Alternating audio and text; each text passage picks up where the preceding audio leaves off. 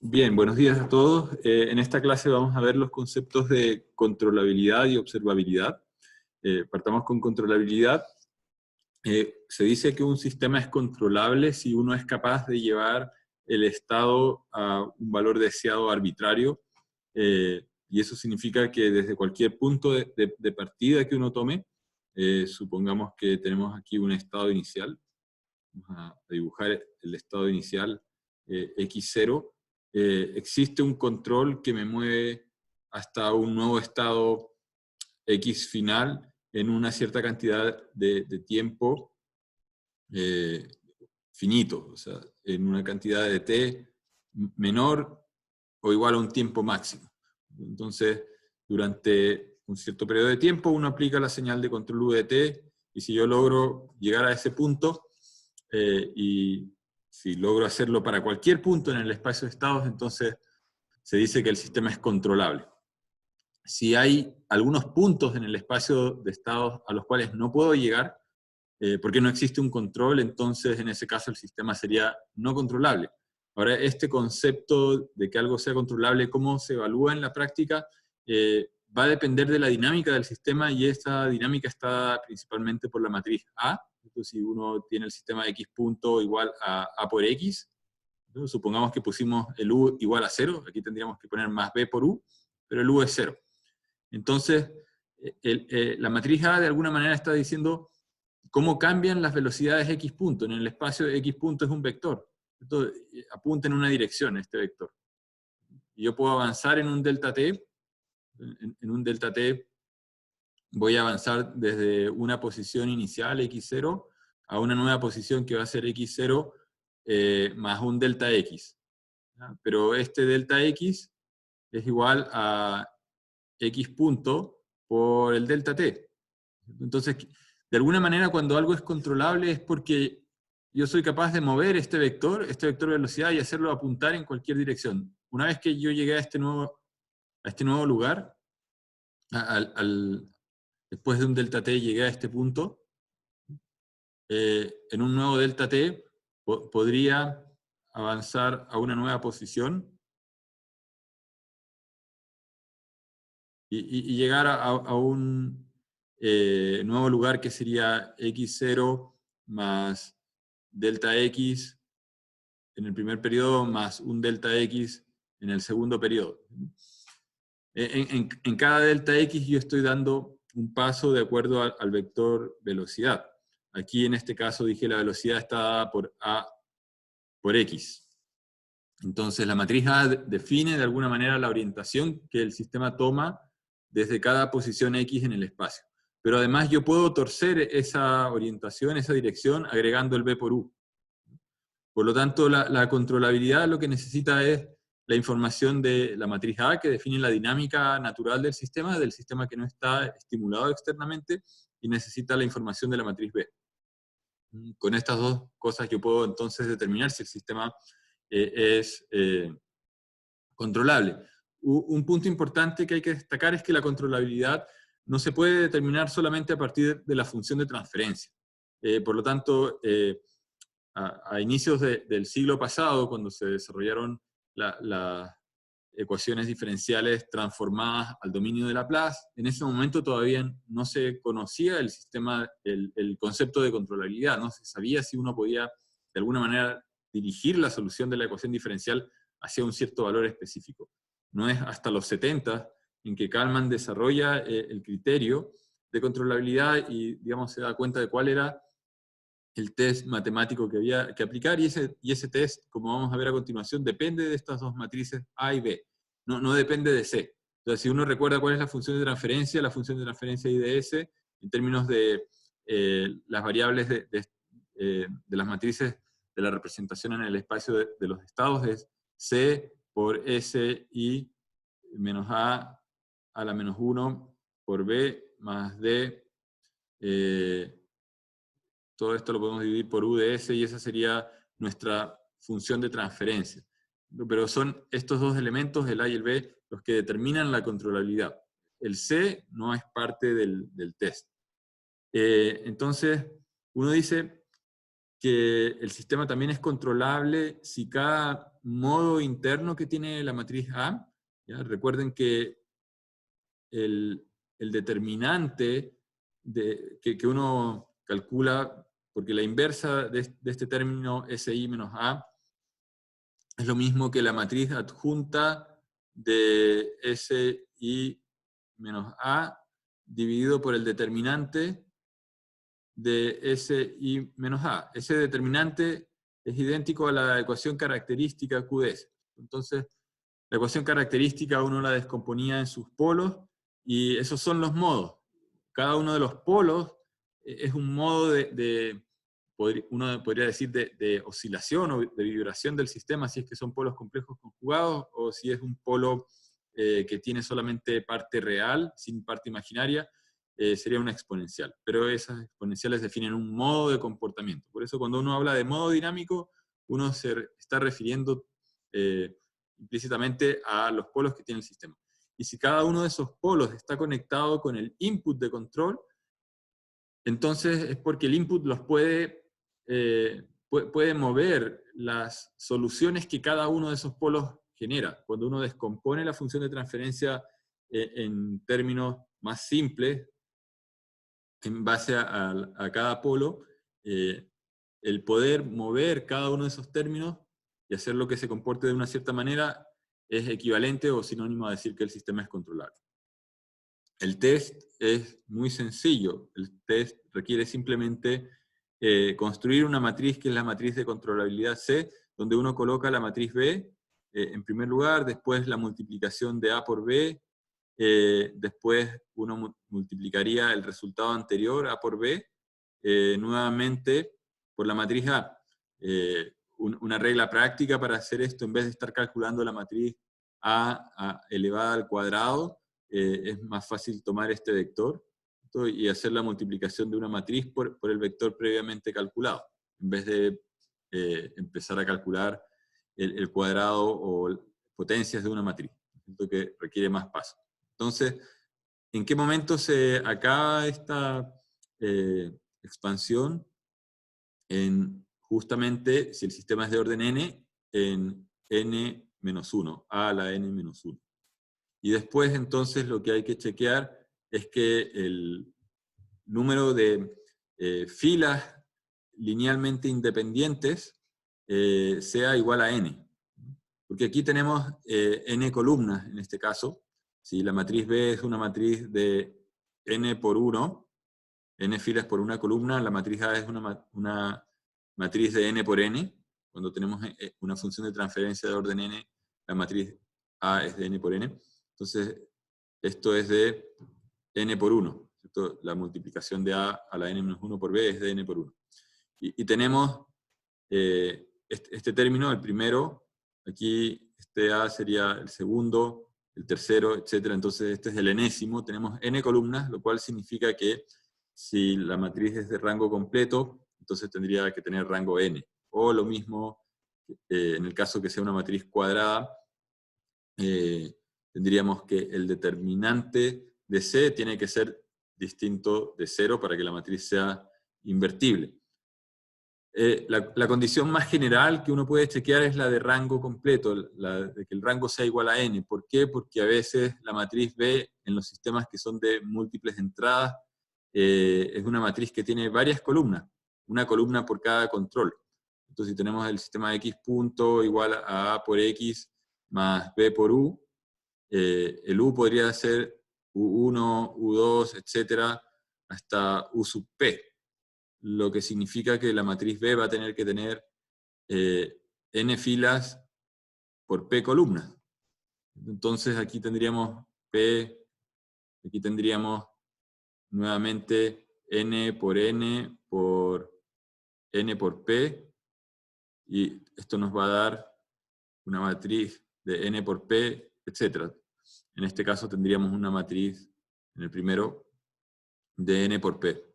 Entonces, si juntamos esta gran matriz, nos va a quedar de dimensión, todo esto, en el caso más general de múltiples entradas, o de P entradas, todo esto nos va a quedar como una matriz de n filas por n por P columnas. Entonces, esta matriz es rectangular. El número más pequeño es n, y entonces a lo más podemos tener n filas linealmente independientes, ¿cierto? Porque en el caso de las columnas van a haber columnas que de alguna manera van a quedar linealmente dependientes de las anteriores.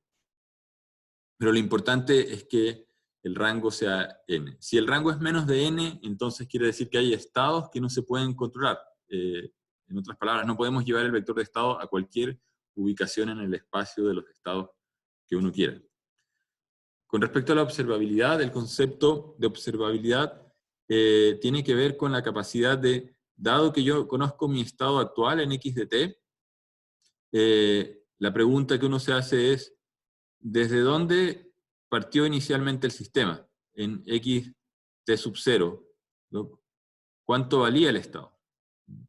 Y en este instante, cuando pasa el tiempo, en el instante t, lo que yo en realidad estoy viendo es la salida del sistema. Esa es una información que puedo estar midiendo. Y además podría tener información de cuál fue la secuencia de control que se fue aplicando en el tiempo para ir moviendo la salida.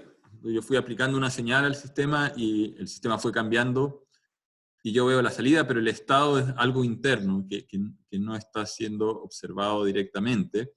Entonces, la pregunta es si teniendo información conocida del input y de la salida, entonces puedo con estas dos cosas inferir y responder la pregunta de ¿el estado inicial x de t0 vale algo? Si la respuesta es positiva, sí, entonces quiere decir que el sistema es observable. En otras palabras, un sistema observable es un sistema para el cual yo puedo deducir cuál fue mi recorrido en el vector de estados, conociendo las señales aplicadas y las salidas que el sistema fue manifestando. En ese sentido, la observabilidad no requiere de la información de la matriz B, ¿no es cierto? En el caso del sistema x punto igual a x más b por u, la parte que estamos trabajando ahora es la de la función de medición. El y es igual a algo. Y entonces, en este caso, necesito la información del modelo de medición, que está contenida en la matriz C, y también necesito información de la dinámica de cómo evoluciona el sistema. Esta evolución, en parte, está determinada, como decíamos, por la matriz A.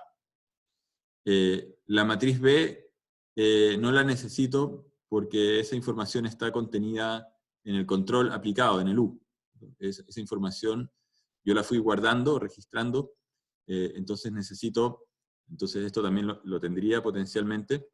El X no lo tengo, esto de acá no lo tengo, el X no está, pero el Y sí lo tengo, entonces necesito C, además de A, y del U, para poder deducir desde dónde se originó la trayectoria del sistema. Entonces acá es importante destacar que la observabilidad se determina con las matrices A y C. Y uno diría, así como en el caso controlable, uno dice cada modo dinámico de A está conectado con un input. En el caso de la observabilidad, el sistema es observable cuando cada modo está conectado a través de la matriz C del modelo de medición. En la práctica, ese concepto de conexión, ¿cómo se evalúa? Se evalúa de una manera muy similar construyendo la matriz de observabilidad.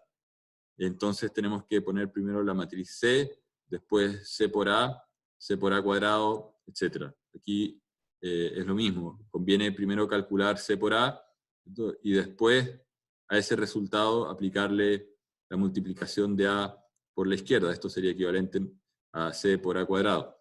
En vez de primero calcular matrices a la potencia késima, conviene ir haciendo las multiplicaciones primero de los vectores y después ir multiplicando por la matriz A. En este caso, al igual que en el de controlabilidad, uno dice el sistema es observable cuando el rango de la matriz de observabilidad es n. O bien el determinante de la matriz de observabilidad es distinto de 0. Esta parte del determinante solamente funciona cuando el sistema es de una entrada a una salida. En ese caso, si nosotros tenemos que el sistema es de una salida, igual a C por X más D por U, la matriz C es una matriz que tiene n columnas y tiene una fila, entonces es una matriz de 1 por n. El vector de estado es un vector que tiene n filas por una columna, y como esto tiene una sola salida, es un vector de 1 por 1, entonces la matriz C tiene que ser de 1 por n. Y entonces, como tenemos n de estas filas, esta matriz C por A sería de 1 por n, por la matriz A que es de n por n, entonces nos queda 1 por n, y tenemos n filas de n columnas, es una matriz cuadrada. Ahora, si tuviésemos un sistema de varias salidas, podríamos tener un vector de salida y1, y2, etcétera, hasta y sub m.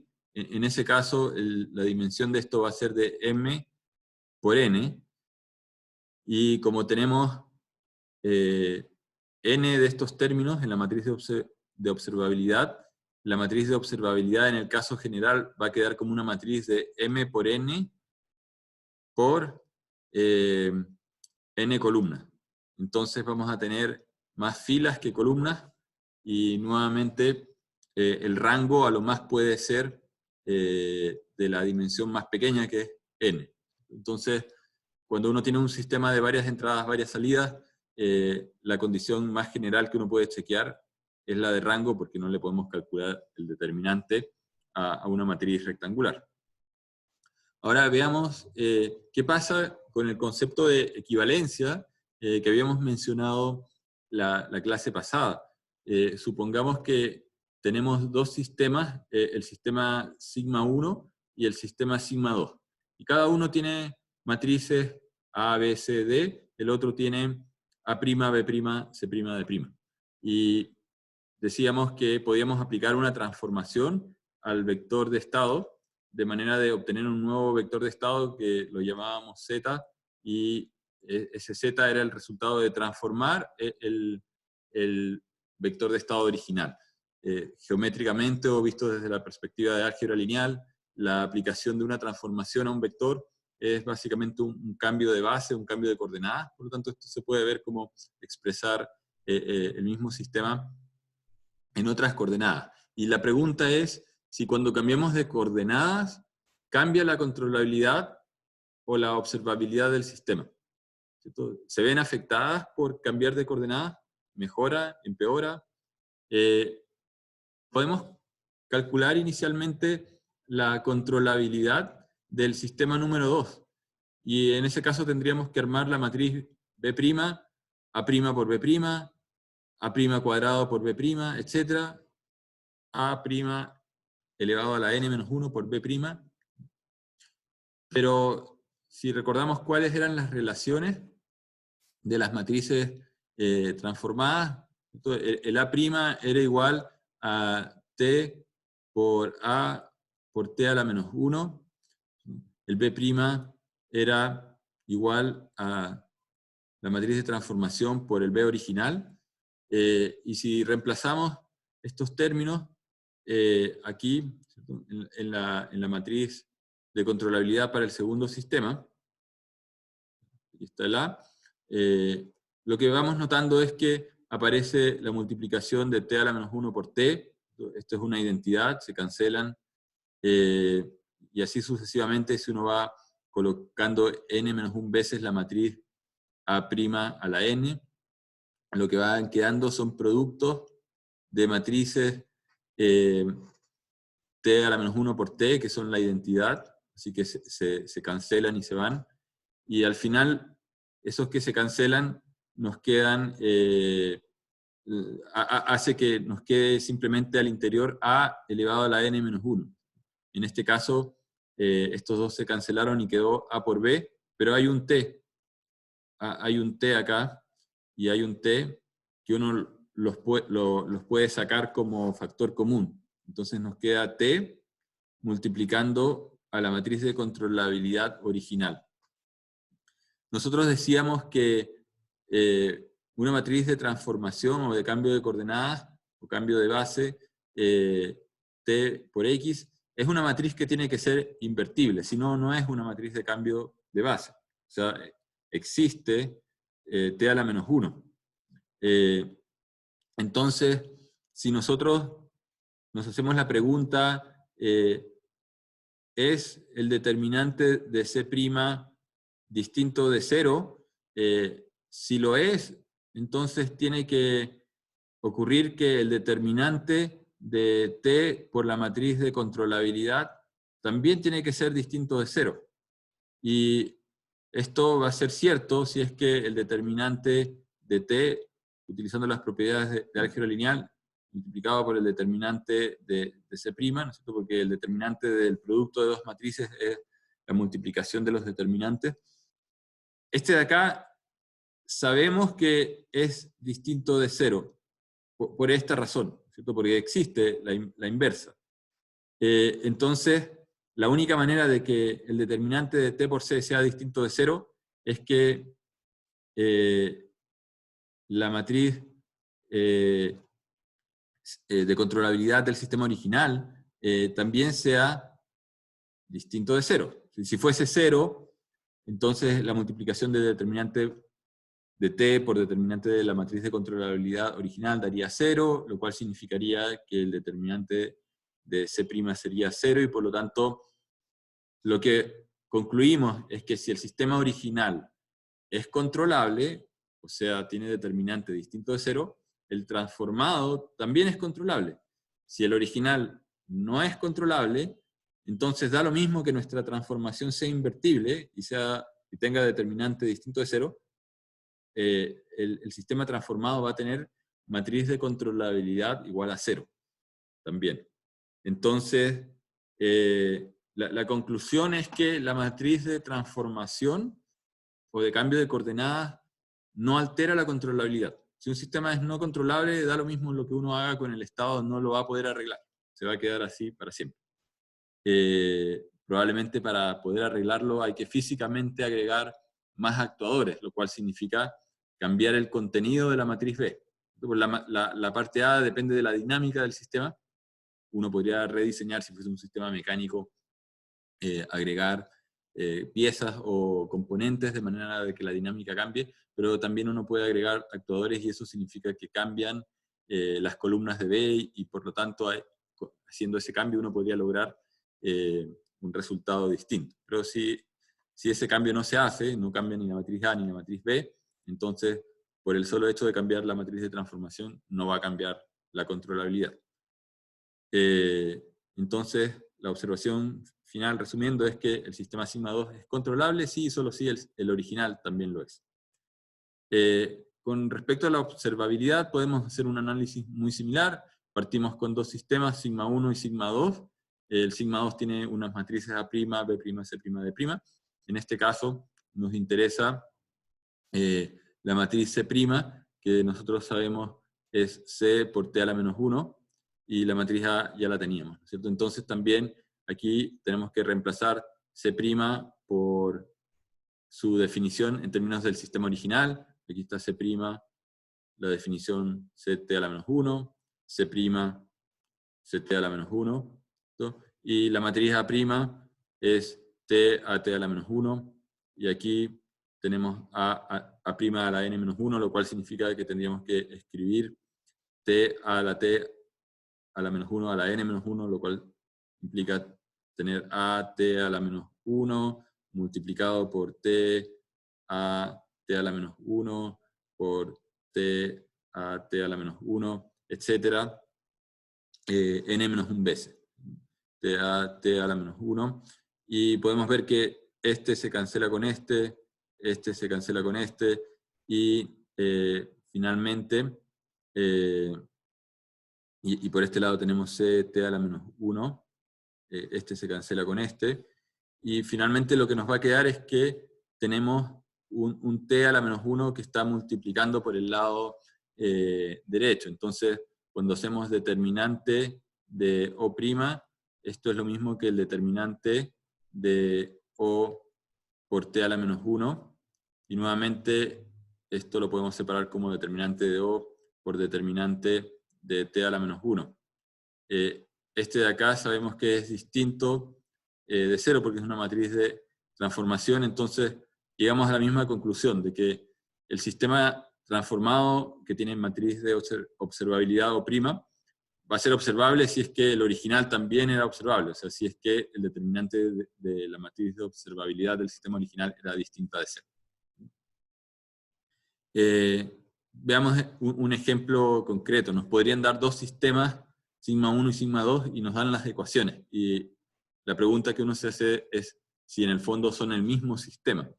Entonces, en primer lugar, aquí notamos que el vector de estado x punto es igual a una matriz A, donde aquí en la primera fila no aparece x, ¿no es cierto? En la primera ecuación diferencial, por lo tanto tenemos 0, 0, multiplicando al vector x, y en la segunda ecuación aparece solamente x2, por lo tanto tendríamos 0 que aparece con un signo negativo. Más el control u aparece tanto en la primera como en la segunda ecuación, con un factor 1, por lo tanto la matriz B es 1, 1, por u. En este sistema, el sigma 2, si bien estamos usando x y x, recuerden que estos deberían en realidad ser llamados z1, z2 punto, porque estas son coordenadas distintas. Es un sistema que debería estar expresado perdón, aquí es sin el punto.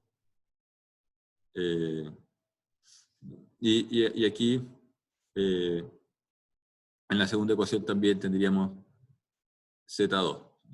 Lo que pasa es que muchas veces, como se utiliza la notación del vector de estado usando variables que se llaman x y los controles u, podrían darnos dos ecuaciones diferenciales en el espacio del estado que están escritas con valores x, y la pregunta es si son el mismo sistema, pero en realidad estamos hablando de otro que es un sistema que tiene coordenada z. En este caso, el sistema 2 sería z punto igual a una matriz A, en el cual tendríamos 0, 1, multiplicado por z. El vector z es z1, z2.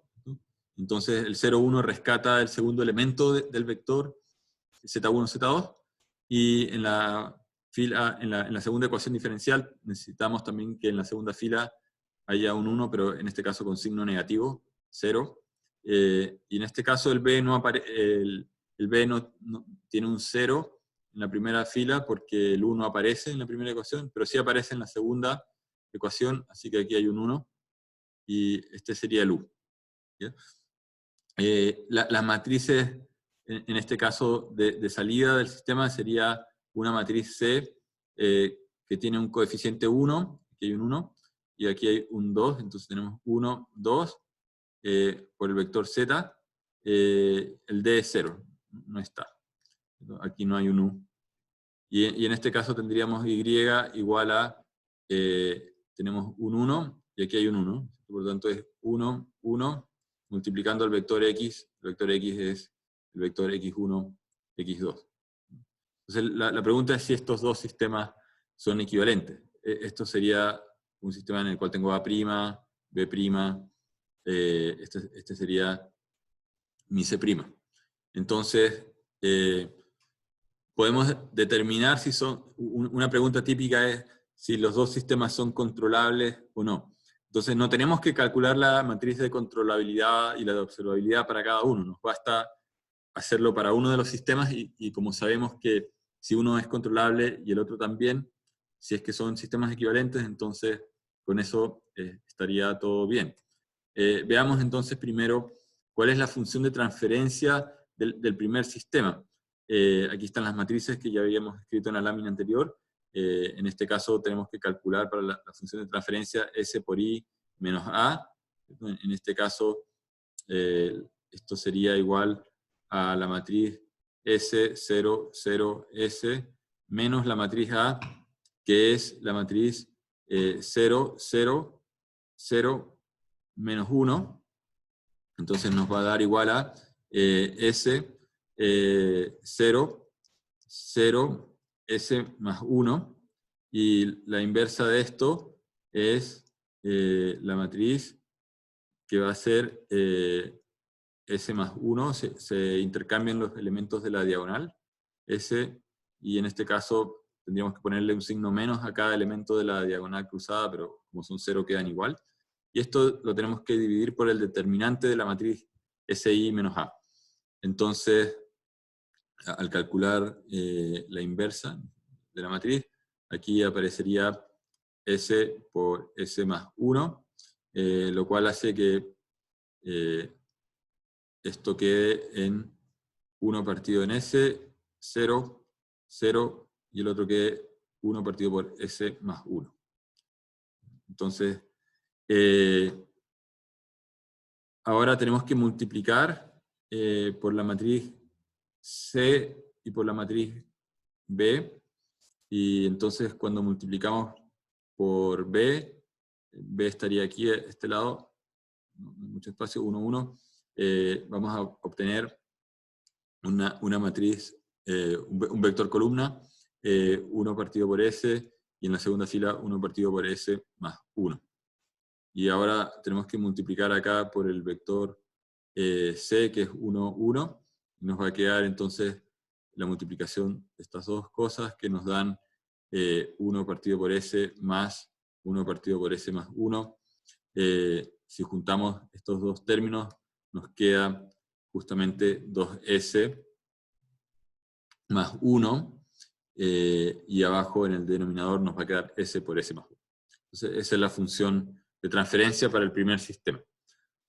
Algo similar se puede hacer para el segundo sistema. Tenemos la matriz A, B, C, D, 0. Hacemos el cálculo y llegamos a la misma conclusión. Si lo hacen como ejercicio van a ver que llegan exactamente a la misma función de transferencia, a pesar de que las matrices no son iguales. Aquí la C tiene 1, 2, la otra era 1, 1.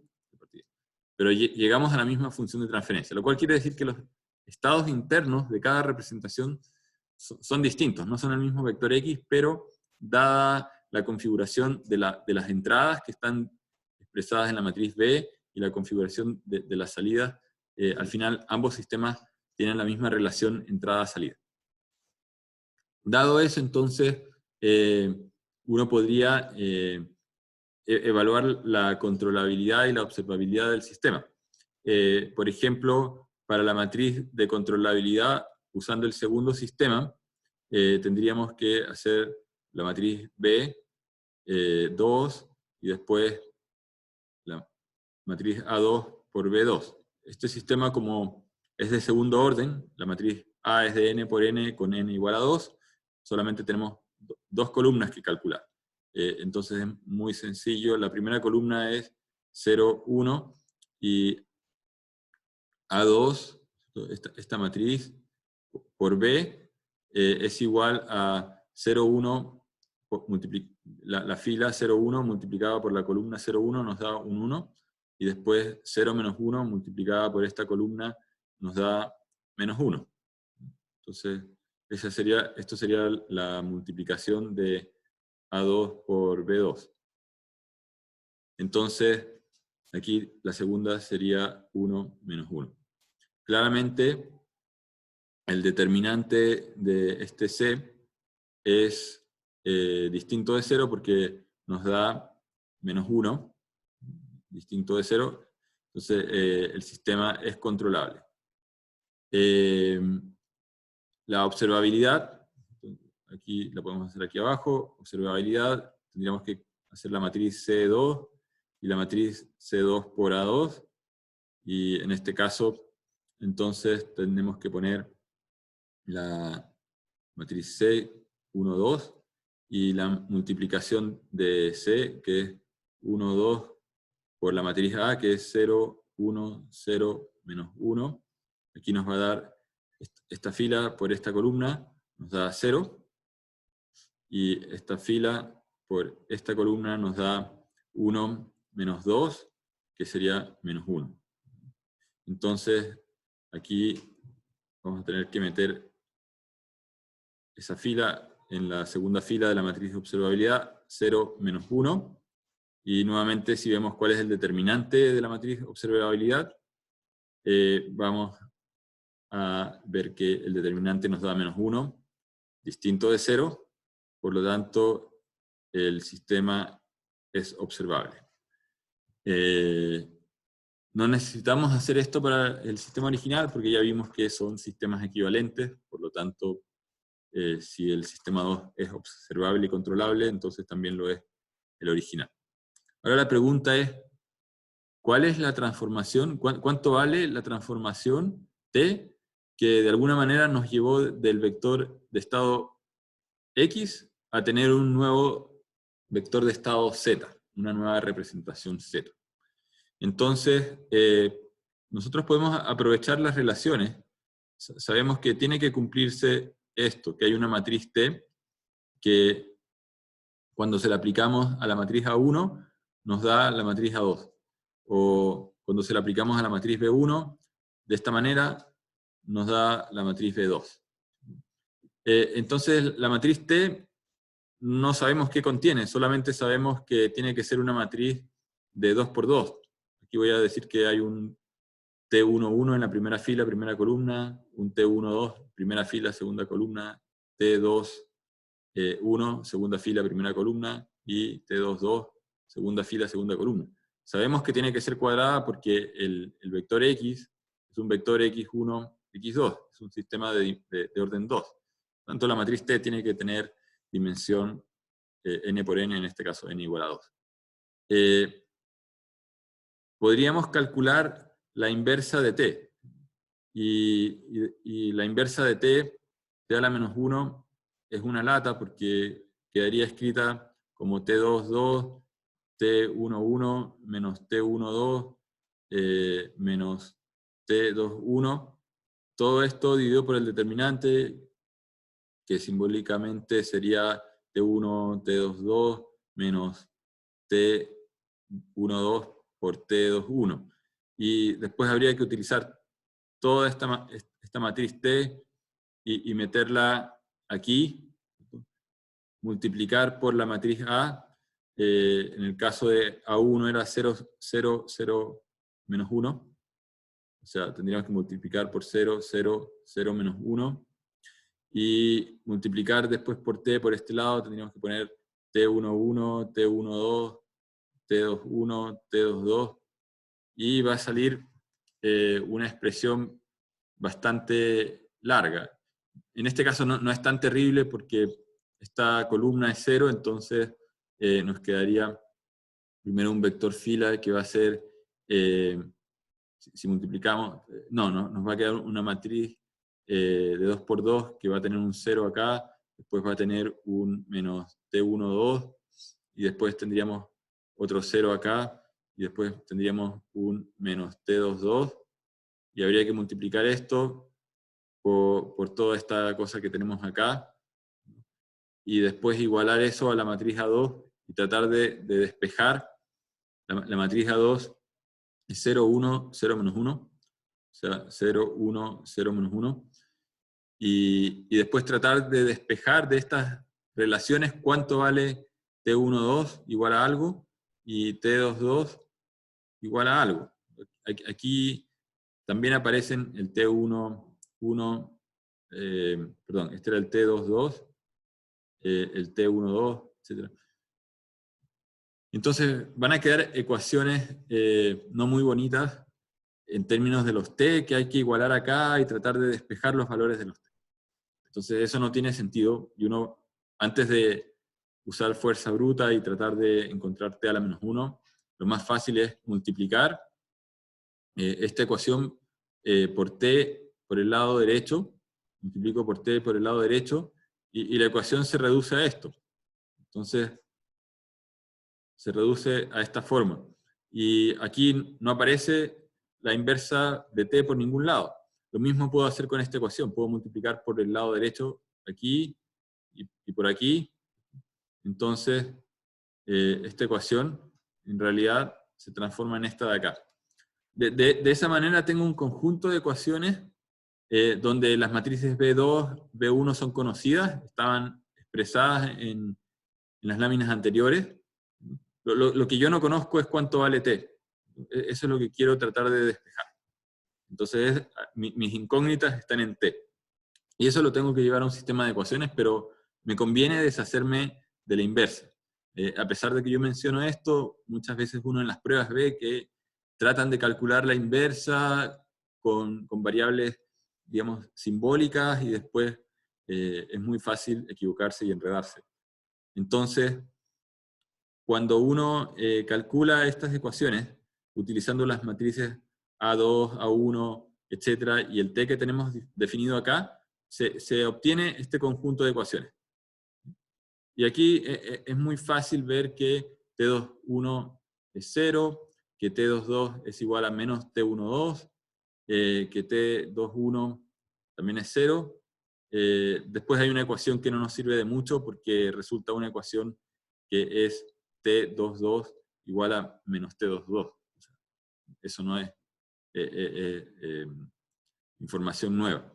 Entonces, cuando estamos resolviendo, por ejemplo, B2 por TB1, B2 era 0,1, B1 era 1,1. Entonces, estamos haciendo 0,1, que es B2, por la matriz T11, T12, T21, T22, y la matriz B1 era 1,1. Esta es la matriz B1. Uno llega a una ecuación que es 0 igual, si multiplicamos esta fila por esta columna, vamos a tener T11 más T12, y de la segunda tenemos 1 igual a T21 más T22. Entonces, de esta primera ecuación, uno obtiene la relación de que T12 es igual a menos T11. De la segunda ecuación, uno obtiene que T22 es igual a 1 menos T21. Entonces, por ejemplo, esta ecuación es la que está acá, y esta ecuación es la que está acá. Estas dos de acá provienen de hacer C2T igual a C1. C2T igual a C1. Si uno hace lo mismo que hice acá, pero usando las matrices C y T, uno obtiene estas otras dos ecuaciones.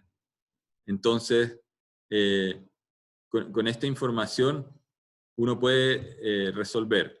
Estas cuatro de acá provienen de A2 por T igual a T por A1. Entonces, T21 igual a 0, lo podemos utilizar acá. T21 igual a 0, ese es 0. Por lo tanto, esto ya nos está diciendo que T11 es igual a 1.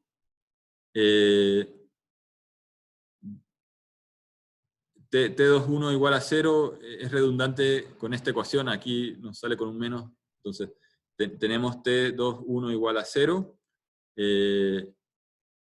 entonces T21 igual a 0, lo podemos poner acá también, igual a 0, y llegamos a la conclusión de que T22 es igual a 1.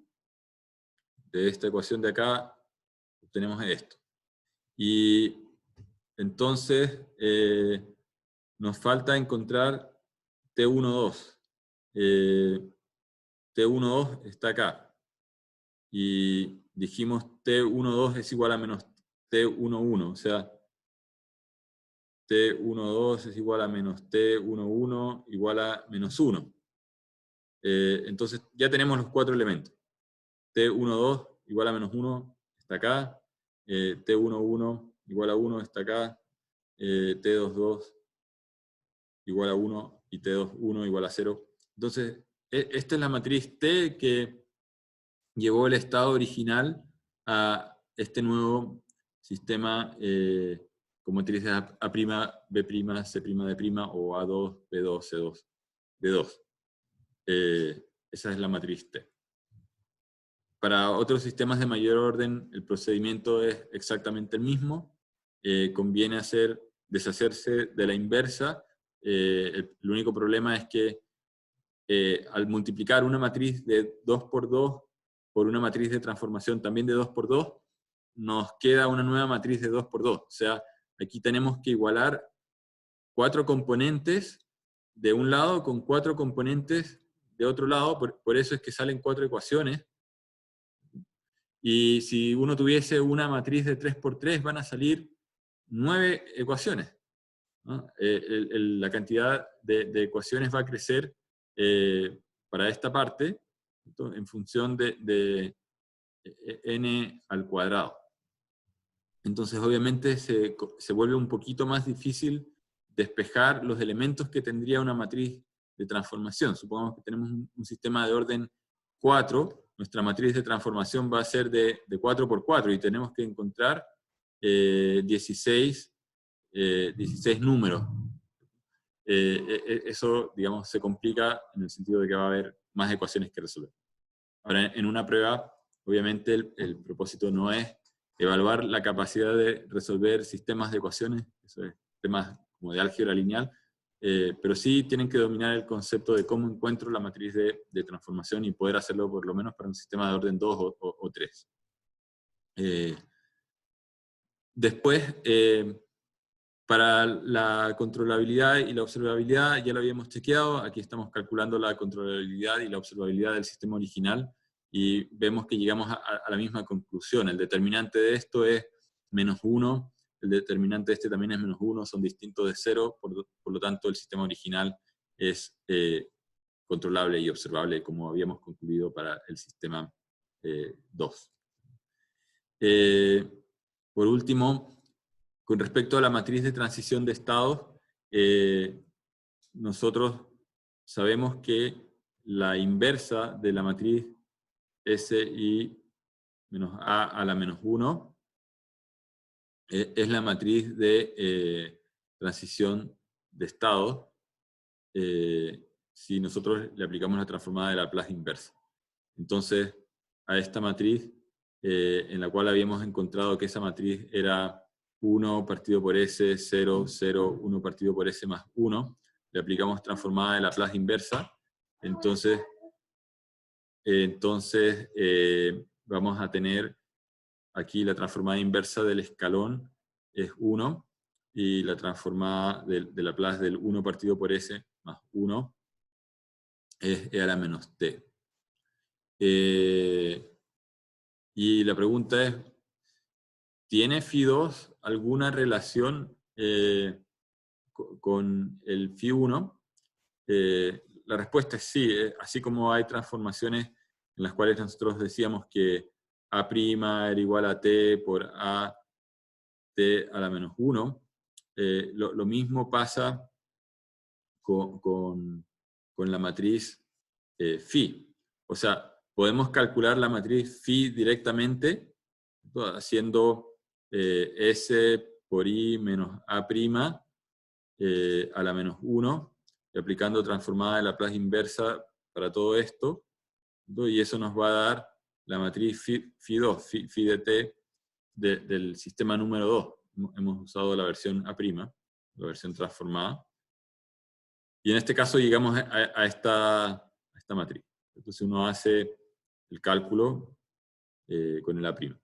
Ahora, lo que uno puede ver es que si el sistema parte de una condición inicial Z0, en un instante de tiempo ZT, tendríamos que multiplicar la matriz de transición de estados, que es Φ2 de T, por Z0.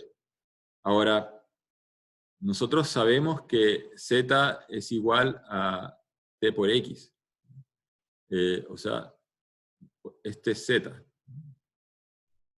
Y por otro lado, sabemos que Z0 es T por X0. La matriz de transformación transforma cualquier estado. Entonces, el estado X0 se transforma en Z0. Entonces, aquí tenemos la matriz T por X, pero ¿qué cosa es X? Es Phi1 por X0. ¿no? Esto es X de T, que está multiplicado por T, debido a que nosotros dijimos Z es T por X, ¿cierto? Y X es a su vez Phi1 por X0. Pero X0, ¿qué cosa es? Es T a la menos 1 por Z0.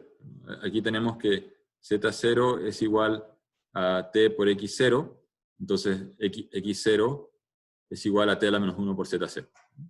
Entonces yo reemplazo X0 por T a la menos 1 Z0, y lo que puedo ver es que entonces T por Phi1 por T a la menos 1 por Z0 es igual a Z. Entonces que Phi2, todo esto es Phi2.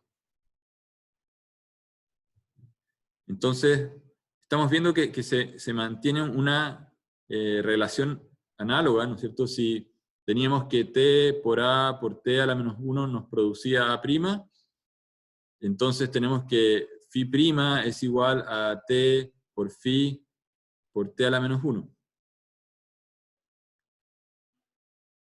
T por Phi por T a la menos 1. Phi1 o Phi sin el prima son el Phi del sistema original.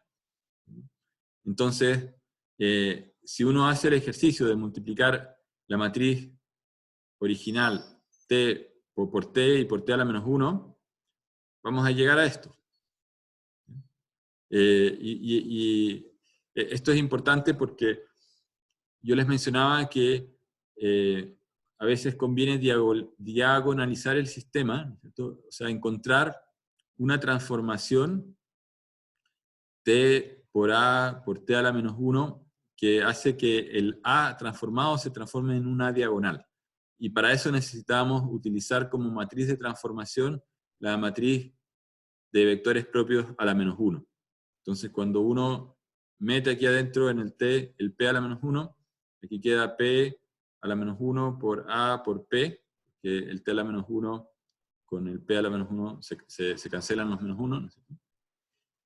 Y esa matriz es diagonal. Entonces, calcular el Phi2 es súper fácil porque va a ser E a la matriz diagonal de T. Y después, ¿cómo nos devolvemos a Phi1? Porque yo quiero saber cuál es la solución del sistema original. El sistema original, entonces, voy a utilizar esta misma relación. O sea, si teníamos que Phi2 era igual a T por Phi1 por T a la menos 1, entonces yo multiplico por T a la menos 1 por la izquierda, tendría T a la menos 1 Phi2, este T a la menos 1 acá, y un T a la menos 1 acá, hace que estos se cancelen, entonces me queda Phi1 por T a la menos 1, después tengo que multiplicar por T al lado derecho, estos dos se cancelan, entonces me queda que Phi1 es igual a T a la menos 1 por E a la A diagonal por T minúscula por T mayúscula. Este elemento de acá es el Phi2. Entonces, es muy sencillo resolver el sistema en su forma canónica de Jordan o diagonal, y después devolverse y tener la solución para el sistema original. Esa es una de las razones por las cuales uno utilizaría una matriz de transformación. Vamos a ver la otra a continuación en la implementación de controladores en variables de estado. En este caso, si quisiéramos calcular la solución exacta del sistema, tenemos que multiplicar C1 por X, pero ya vimos que X es la matriz de transición de estado por X0 más la convolución, ¿cierto? Esto era el E elevado a la A por T menos tau, multiplicado por B por el U de tau. Es parte de la convolución que se origina debido a que en Laplace tenemos la multiplicación de SI menos A a la menos 1 por B, por V de S, por C.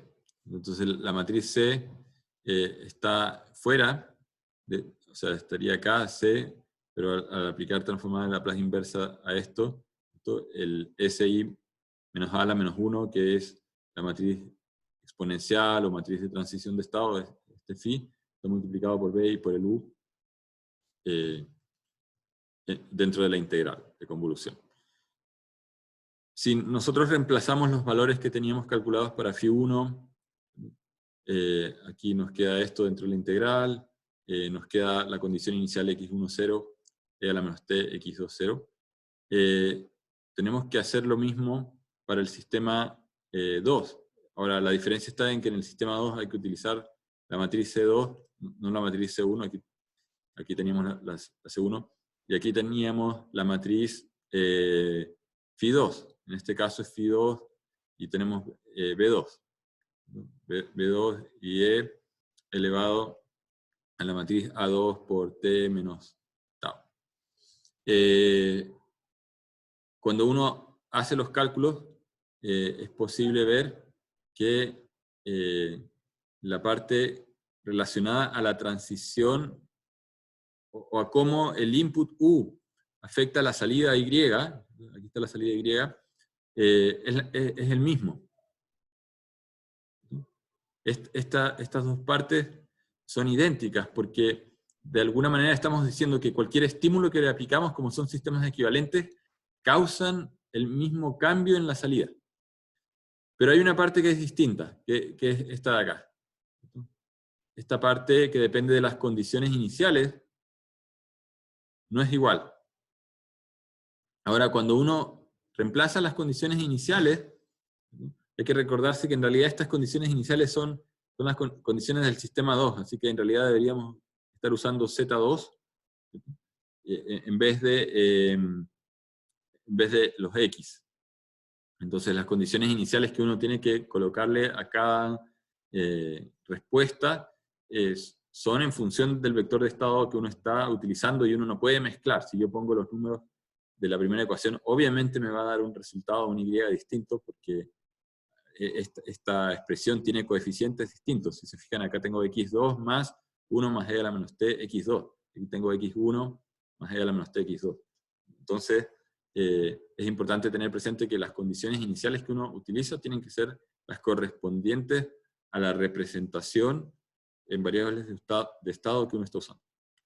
Ahora vamos a ver el concepto de retroalimentación del vector de estado para reubicar los polos del sistema.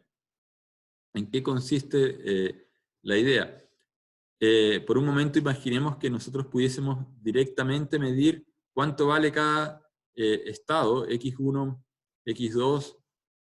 Si recuerdan, por ejemplo, el caso del vehículo, nosotros teníamos un vector x, que lo definíamos como la posición del vehículo, x cursiva, y la velocidad del vehículo. Entonces, uno podría decir que el vector U, definido como una constante K1 por X, más una constante K2 por la velocidad, es como una especie de control, de control PD. ¿Por qué? Porque tengo una parte que es proporcional a la posición, ¿cierto? Entonces yo puedo tener un error de posición, supongamos que yo quiero que el vehículo llegue a la posición de referencia R menos la posición actual, y que R, mi posición de referencia, es igual a 0. Entonces tengo un vehículo que está en algún lugar del mundo y tiene que llegar al destino, que es si esta es la posición X, es X igual a 0.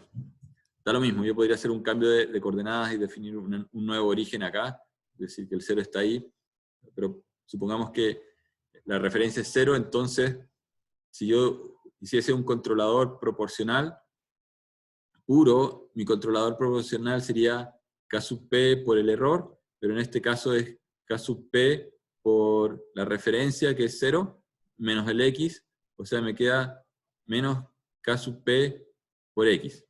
Ya, y ahora si me dijesen que hay que hacer un control proporcional derivativo, entonces tendría que poner K sub D por la derivada del error. Por la derivada, pero ¿qué es la derivada del error? La derivada del error es la derivada de la referencia, que es 0, así que sigue siendo 0, menos la derivada de la posición, que es la velocidad, menos la velocidad. Entonces, mi controlador, si yo le agrego la parte derivativa, quedaría más este término de acá. Y ese término de acá va a ser menos K sub D por la velocidad, porque aquí teníamos un signo menos. Entonces, el control con variables de estado, esta es la variable de estado X sub 1 y esta es la variable de estado X sub 2, en este caso es lo mismo que un control PD. Aquí, si le pongo una ganancia negativa, ¿no es cierto?, me queda igual que este. Y de hecho, por eso se utiliza normalmente un signo menos. Entonces tengo una matriz de ganancias K1, K2, etc. Si tengo más estados K sub n, multiplicando a cada uno de los estados. Yo podría tener un sistema en variables de estado donde además podría incluir extender y agregar acá la aceleración o otras componentes, ¿cierto? Entonces, el vector o un controlador utilizando el vector de variables de estado es una generalización de un control proporcional integral derivativo. Yo puedo agregar más variables y tiene más flexibilidad porque estoy usando información de cada uno de los estados. ¿Cuál es la desventaja práctica o la dificultad práctica? Es que yo de alguna manera tengo que medir cada uno de esos estados y muchas veces no tengo un sensor para cada uno, así que hay que inferirlos y ya vamos a ver cómo se hace eso un poco más adelante. Pero tendríamos eso. Entonces cada uno de estos estados los tenemos que multiplicar por una ganancia. Aquí estaría la ganancia K1, K2, etcétera, K3, podemos poner el signo negativo. Y el resultado o la combinación lineal, ¿no es cierto? Porque esta combinación es una combinación lineal de cada estado ponderado por K1 con signo negativo, es lo que se define como la señal de control que después se inyecta a la planta para que la planta cambie su comportamiento. Entonces, esa es la justificación como teórica de por qué una combinación lineal de los estados puede ser capaz de actuar como si fuese un control PID, pero mucho más versátil. El problema está en definir cuánto tiene que valer cada una de esas ganancias, o sea, qué valor pongo en cada una de esas ganancias. Entonces, si nosotros definimos que el U es igual a menos K por X, la ecuación diferencial va a cambiar, y va a ser una nueva ecuación diferencial, X punto igual a por X menos B por K por X. Podemos factorizar y vamos a tener una nueva matriz que la vamos a llamar A'. Esta matriz A' no tiene nada que ver con la prima que teníamos anteriormente en los sistemas equivalentes, sino que es una matriz donde obtenemos una modificación o una alteración de la matriz original, producto del hecho de que tenemos aquí el vector B, que es de n filas por una columna, y la matriz K, que tiene K1, K2, etc., hasta K sub n, que es de una fila por n columnas. Por lo tanto, nos queda una matriz que es de n por n. Entonces, a una matriz A de n por n, le estamos restando otra matriz de n por n y la estamos alterando esta matriz A. En el fondo lo que nosotros queremos hacer, si ustedes recuerdan, la matriz A cuando estaba en forma canónica controlable, tenía esta forma, menos A0, menos A1, menos A2, menos A sub n. ¿No? Y la ecuación característica del sistema tenía la forma Sn más An menos 1, Sn menos 1, más, etcétera, hasta A1S más A0S. Entonces, cuando yo le resto una matriz a la matriz A, yo de alguna manera estoy modificando estos coeficientes. Y al modificarlos, estoy haciendo que cambie la ecuación característica. O sea, ahora la ecuación característica, cuando yo resto B por K, se transforma en una nueva, que tiene unos prima acá, ¿no? O sea, tengo una ecuación característica prima, que en realidad debería llamarla U barra, que es la del lazo cerrado, porque aquí yo cerré el lazo. Al definir esta realimentación de los X multiplicados por los K, estoy haciendo un lazo cerrado, y estoy modificando los coeficientes de la ecuación característica del lazo cerrado. Y la idea es modificarlos de tal manera de que la ecuación característica del lazo cerrado tenga todos sus polos en el lado izquierdo del plano complejo. O sea, se vuelve un sistema estable. Ahora, habiendo aplicado este tipo de control K por X a un sistema que está en forma canónica controlable, ¿no es cierto? La matriz B es 0, 0, 0, 0, excepto el último que tiene un 1, ¿cómo nos queda A'? ¿Cierto? Aquí tenemos A, B por K. Bueno, tenemos que escribir la matriz A entera, es la misma que ya teníamos siempre. Aquí están los coeficientes A, aquí tenemos la diagonal de 1.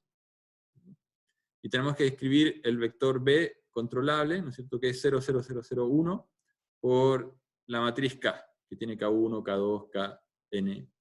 Entonces, cuando multiplicamos 0 por esta fila, nos va a quedar nos va a quedar en esta multiplicación 0, 0, 0, etcétera, 0. Segunda fila de esta matriz por todas las columnas nos va quedando 0, 0, 0, etcétera, 0. Excepto la última, ¿cierto?, que vamos a tener 1 por K1, ya, K1. 1 por K2, K2, etcétera, hasta llegar a Kn. Entonces, esta matriz es bastante fácil porque todo este bloque que está aquí arriba es ceros. Este es un bloque de n-1 filas por n columnas, y abajo tenemos los K. Entonces, cuando restamos esta última fila con esta última fila de acá, lo que ocurre es que nosotros estamos directamente con cada uno de los K alterando los coeficientes de la ecuación característica del lazo abierto. O sea, fíjense que aquí el K2 altera el coeficiente A1. El K sub n-1 altera el coeficiente n-2. De esa manera nosotros podemos, con esta estrategia, alterar los coeficientes de manera individual, uno por uno, y llevarlos a valores deseados, tal que el sistema en lazo cerrado sea estable. Entonces, nosotros podríamos decir que la matriz A', ¿no es cierto? A' era la matriz original menos B por K, nos genera una ecuación característica de lazo cerrado, acá está el Q barra, que tiene coeficientes AN-1 más KN, si volvemos acá, ¿no es cierto?, tenemos AN-1 más KN, ese es el coeficiente de orden Sn-1, hasta el coeficiente de orden 0, que es A0 más K1. ¿no? A0 más K1. Está acá. Notando entonces eso, y por otro lado, notando que nosotros podemos tener una ecuación característica de lazo cerrado, aquí podríamos poner barra, no le he puesto, deseada. Le he puesto una letra D para decir, esa es la ecuación deseada. Y lo que yo deseo es que, por ejemplo, un polo esté en S igual a -1, que es estable, otro pueda estar en S igual a -2, no sé, puedo tener otro en S igual a -3. Ojalá elegir solamente polos S que pertenecen al lado izquierdo del plano complejo, al C-. Entonces, yo me doy estos valores, el R1, el R2, yo los elijo. Aquí, si tengo un polo en S igual a -1, elegí un polo acá en -1, entonces eso significa que hay un término de S más 1 en la ecuación característica. Después si hay otro que lo elegí en S menos 2, entonces hay otro término que es S más 2, así sucesivamente. Entonces, en el fondo yo me doy la ecuación característica que deseo tener, por eso esta es la ecuación característica deseada. Yo los defino. Después tengo que hacer el trabajo de ir multiplicándolo, ¿cierto? Entonces, si multiplico este con este, me va a salir S cuadrado menos la suma R1 más R2 por S, más R1 por R2. Después tengo que multiplicar por S menos R3, por S menos R4, etc. S menos Rn, R sub n. Ya, tengo que darme la lata de hacer eso, pero finalmente, después de haber hecho todo ese proceso de ir juntándolos, yo llego a esto. A una ecuación que tiene unos coeficientes, ¿no es cierto? Aquí este era un coeficiente, este era otro coeficiente. Si fuese de orden 2, ahí paro y no tengo nada más que hacer. Si fuese de orden 3, tengo que hacer uno más. Entonces voy a llegar a coeficientes que también son conocidos, ¿no? Producto de que estos eran conocidos. Como yo los conocía, bueno, estos también son conocidos. Por lo tanto, yo los tengo.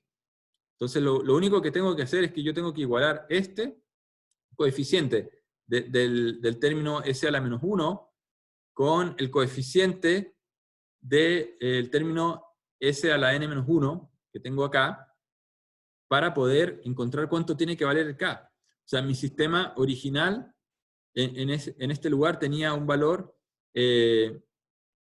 A sub n menos 1 más K sub n. Aquí está, más K sub n.